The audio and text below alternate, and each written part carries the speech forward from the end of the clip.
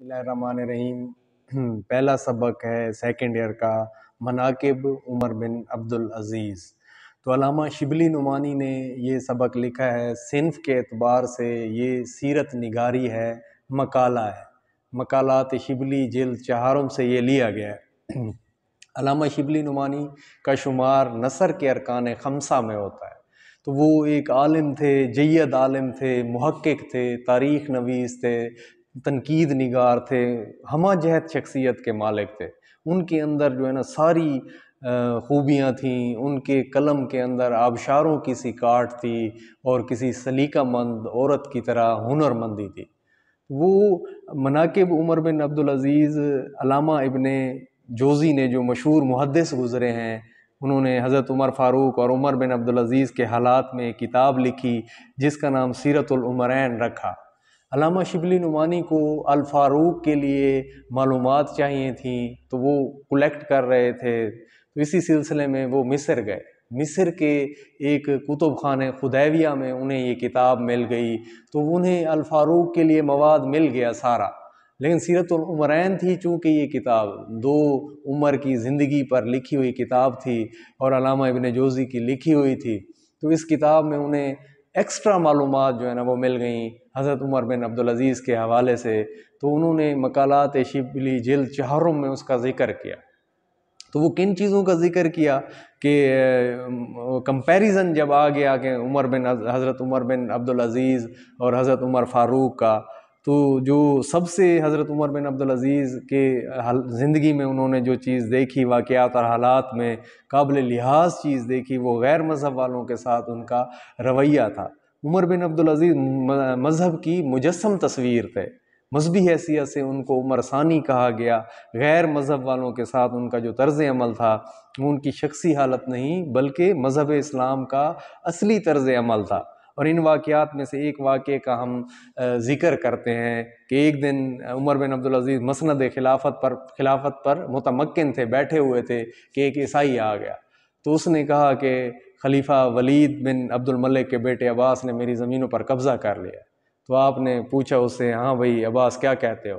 انہوں نے کہا ہمیں یہ زمینیں آباء و اجداد کی طرف سے ملی ہیں، سندیں بھی ہمارے پاس آ رہی ہیں۔ تو انہوں نے عیسائی کی طرف دیکھا حضرت عمر بن عبدالعزیز نے کہ کہا کہ کیا کہنا چاہتے ہو تم؟ تو انہوں نے کہا کہ آپ میرا فیصلہ جو ہے نا قرآن مجید کے مطابق کر دیں۔ اللہ کا قرآن کہتا ہے اعدلوا هو اقرب للتقوی، کہ انصاف کرو، تقوی کے قریب ہے، واللہ یحب المقسطین، اللہ انصاف کرنے والوں کو پسند کرتا ہے۔ اب عمر بن عبدالعزیز نے عباس کی طرف مخاطب ہو کر کہا، عباس خدا کی تحریر تیرے باپ ولید بن عبد الملک کی تحریر پر مقدم ہے۔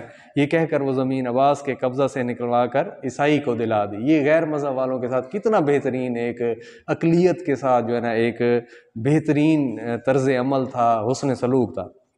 اب ان کا ایک اور کارنامہ قابل قدر ہے جو نہایت سلاطین بنی امیہ کی ناجائز کارروائیوں کو مٹانا تھا۔ انہوں نے ملک کا بڑا حصہ ذمہ داری اور کی حیثیت سے رعایا کا قبضے میں کر لیا تھا، اپنے خاندان والوں کو جاگیریں دیں۔ اسی طرح سلاطین تیموریہ کے جو بڑے بڑے شہزادے تھے انہوں نے بھی جاگیر میں صوبے دے دیے تھے۔ اب عمر بن عبدالعزیز تخت خلافت پر بیٹھے تو سب سے پہلے ان کو یہی خیال ہوا کہ لیکن ایسا کرنا جو ہے نا خاندان والوں کو دشمن بنانا تھا۔ جب انہوں نے اس بات کا اعلان کیا کہ میں ساری زمینیں واپس دینا چاہتا ہوں، تو سب سے یہ ایسے ہوتا ہے نا کہ جب کسی سے کوئی بات منوانی ہو پیارے آدمی کو آگے کر دیتے ہیں، تو انہوں نے حضرت عمر کو ان کی پھپھی کو آگے کر دیا، سفیر بنا کر بھیجا۔ انہوں نے عمر بن عبدالعزیز کے پاس جا کر کہا کہ تم پر جو ہے نا پورا خاندان برہم ہے اور مجھ کو ڈر ہے عام بغاوت نہ ہو جائے، آپ کی بادشاہت خلافت نہ چلی جائے اور لوگ ہنگامہ نہ کر دیں۔ عمر بن عبدالعزیز نے کہا میں قیامت کے سوا اور کسی دن سے نہیں ڈرتا۔ وہ مایوس ہو کر وہ چلی آئے۔ اب خود عمر بن عبدالعزیز کے پاس ابھی جو ہے نا جاگیریں تھیں جو ان کو بنو امیہ کی طرف سے بطور عنایت ملی تھیں، تو اب ایسے میں جب یہ اس طرح کے حساس موضوعات ہوتے ہیں، حساس معاملات ہوتے ہیں، تو آگے پھر علماء کو کیا جاتا ہے۔ تو علماء میں مکحول، میمون بن مہران اور ابو قلابہ کو انہوں نے بلایا عمر بن عبدالعزیز نے اور کہا کہ آپ کی کیا رائے ہے؟ تو مکحول نے دب کر جواب دیا۔ عمر بن عبدالعزیز نے میمون کی طرف دیکھا کہ تم خدا لگتی کہو جو سچ بات ہے، تو انہوں نے کہا اپنے صاحبزادے عبد الملک کو بلا لیجئے۔ وہ آئے تو عمر بن عبدالعزیز نے کہا کیوں عبد الملک، اس معاملے میں تمہاری کیا رائے ہے؟ انہوں نے کہا سب واپس کر دینی چاہیے ورنہ آپ کا شمار بھی ظالموں اور غاصبوں میں ہوگا۔ اب عمر بن عبدالعزیز نے اپنے غلام سے، جن کا نام مزاحم تھا، جن کو وہ بہت مانتے تھے، کہا کہ لوگوں نے جو زمینیں ہم کو دیں نہ وہ اس کو دینے کے مجاز حقدار تھے اور نہ ہم لینے کا حق رکھتے تھے۔ مزاحم نے کہا امیر المومنین آپ کو یہ معلوم ہے آپ کے کتنے بال بچے، آپ کا کیسے گزر بسر ہوگا؟ عمر بن عبدالعزیز کی آنکھوں میں آنسو نکل اور کہا کہ ان کا مال خدا ہے، یہ کہہ کر گھر چلے گئے۔ مزاحم وہاں سے اٹھ کر سیدھا ان کے فرزند عبد الملک کے پاس چلا گیا اور کہا کہ غضب ہوا چاہتا ہے، آپ کا باپ جو ہے نا آپ کی زمینیں واپس کرنا چاہتا ہے۔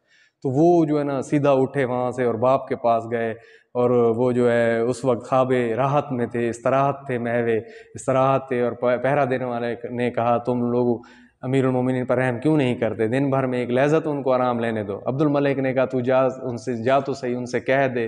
عمر بن عبدالعزیز کے کانوں میں ایک پڑی آواز، تو عبد الملک کو اندر بلایا اور کہا جانے پیدر، باپ کی جان، یہ کون سا ملاقات کا وقت ہے؟ تو انہوں نے واقعہ بیان کیا، مزاحم یہ کہہ رہا ہے۔ عمر بن عبدالعزیز نے کہا میں نماز ظہر کے بعد ممبر پر چڑھ کر اعلان کر دوں گا۔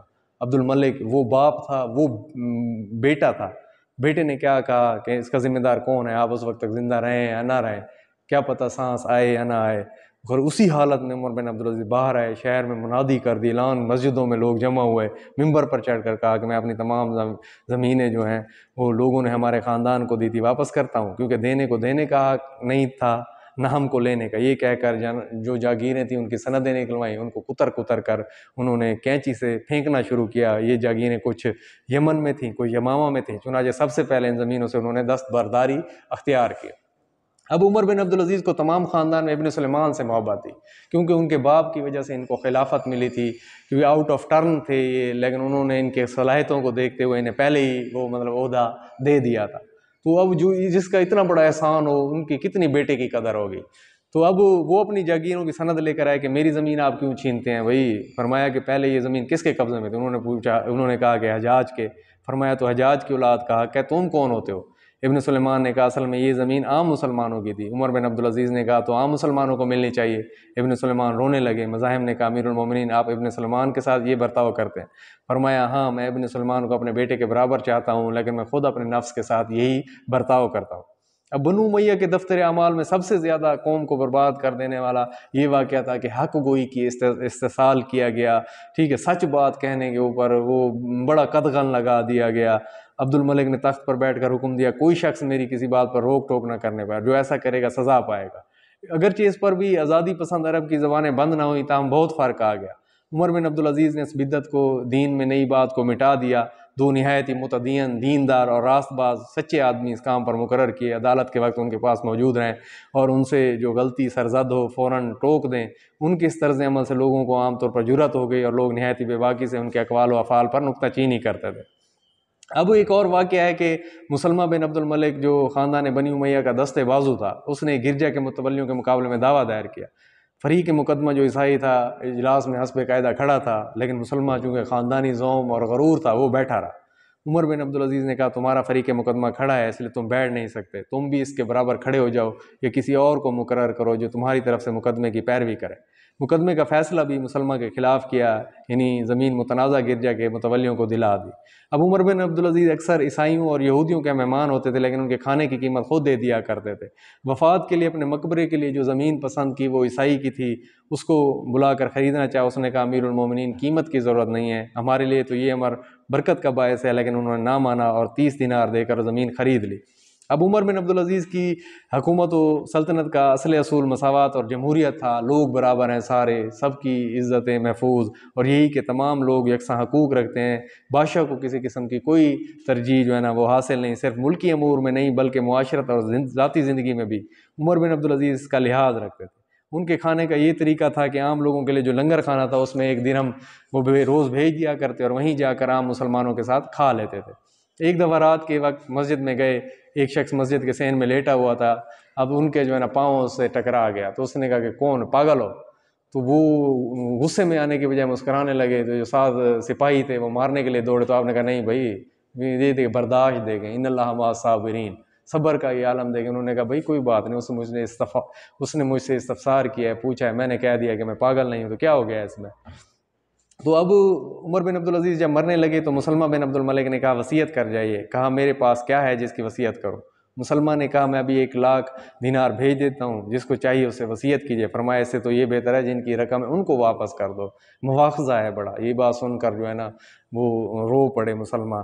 اچھا، اب اس سلسلے میں یہ امر بیان کرنے کے قابل ہے کہ خلفائے بنی امیہ کی دولت مندی کا یہ حال تھا۔ ہشام بن عبد الملک نے جب وفات پائی تو اس کے ترکہ میں سے صرف اولاد ذکور مذکر سے ہے، بیٹوں کو جو نقدی رقم ملی وراثت میں، اس کی تعداد 1,10,00,000 دینار تھی۔ لیکن عمر بن عبدالعزیز نے جب وفات پائی تو کل 17 دینار چھوڑے اس نے، جس میں تجہیز و تکفین کے مصارف ادا کرنے کے بعد 10 دینار بچے جو ورثہ پر تقسیم ہوا ہے۔ غرض عمر بن عبدالعزیز کی خلافت اور سلطنت ٹھیک اسی اصل اصول کا نمونہ تھی جو اسلام نے قائم کیا تھا۔ دوسری مذہب والوں کے ساتھ کتنا اچھا ان کا سلوک تھا، محبت سے پیش آتے تھے، بالکل وہی جو حضرت عمر رضی اللہ تعالیٰ عنہ کا تھا، جو نبی پاک صلی اللہ علیہ وسلم کا تھا، سب کے ساتھ محبت سے پیش آنا۔ ٹھیک ہے، اب دیکھیں بہت مخلص اور پاک بندے خدا کے، نشان جن سے قائم ہے صدق و صفا کے، نہ شہرت کے خواہاں نہ طالب ثنا کے، نمائش سے بیزار دشمن ریا کے، ریاضت سب ان کی خدا کے لیے ہے، مشقت سب ان کی رضا کے لیے۔ تو یہ بند تشریح میں لکھ سکتے ہیں، تھوڑا سا تعارف 5-7 لائنوں کا، ٹھیک ہے، اور اس کے بعد جب تشریح کرنے لگے ہر 7-8 لائنوں کے بعد یہ لکھنے سے آدھا صفحہ آپ کا یعنی مطلب لینتھ تھوڑی سی بڑھ جاتی ہے۔ تو اور بھی ہر حال میں حق بات کا اظہار کریں گے، ممبر نہیں ہوگا تو سردار کریں گے، ٹھیک ہے۔ تو یہ ہے انصاف کے حوالے سے، یہ اشعار بھی لکھ سکتے ہیں، اور یہ سبق جو ہے نا یہ بہت ہی اچھا اور پیارا سبق ہے، اس کو بہت ہی اچھے طریقے سے یاد کرنا ہے، اور تشریح میں اس کے مختلف پوائنٹس آپ لوگوں نے لکھنے ہیں۔ اب اس کے بعد ہم وہ اور بھی شیئر کریں گے جو ریلیٹڈ اشعار ہوں گے، اقوال، احادیث اور تعارف بھی، وہ اگلی ویڈیو میں جو آپ دیکھ لیں گے۔